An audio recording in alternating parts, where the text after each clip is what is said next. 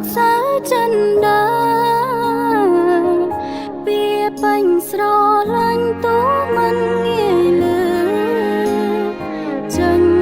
ពីមាត់បាផ្ដល់ឲ្យតាមកាយវិការលះលំពេកហើយពេលមានទងភ័យកូនស្និទ្ធនេះនឹងម៉ាក់ពេលមានអ៊ំប្រសាំងក៏កូនមិនហ៊ានរកប៉ា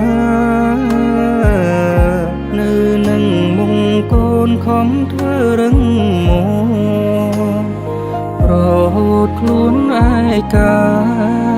ព្រោះតែងារជាបិតាអាសុរេពុន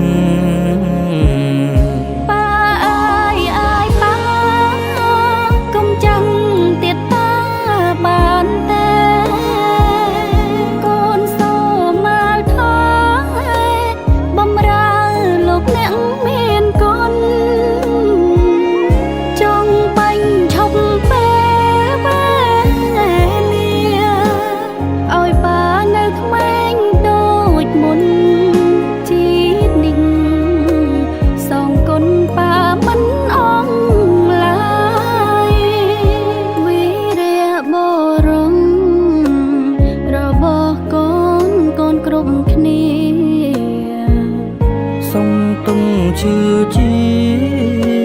សូមប្រាំគុំលាក់ប៉ាអើសូមកុំក្រែងចិត្តអាណិតកូនកូនសូមកុំបារម្ភឡើយជាតិនេះសូមណាមពេលហើយកើតជាកូនប៉ា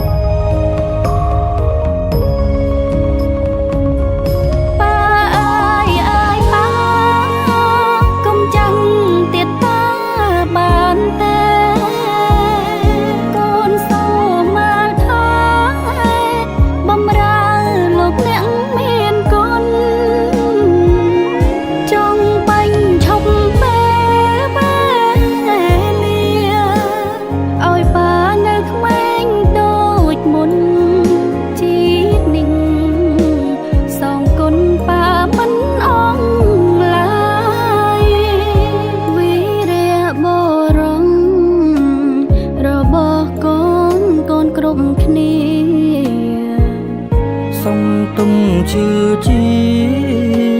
សូមប្រាំគុំលាក់ប៉ាអើសូមកុំក្រែងចិត្តអាណិតកូនកូនសូមកុំបារម្ភឡើយ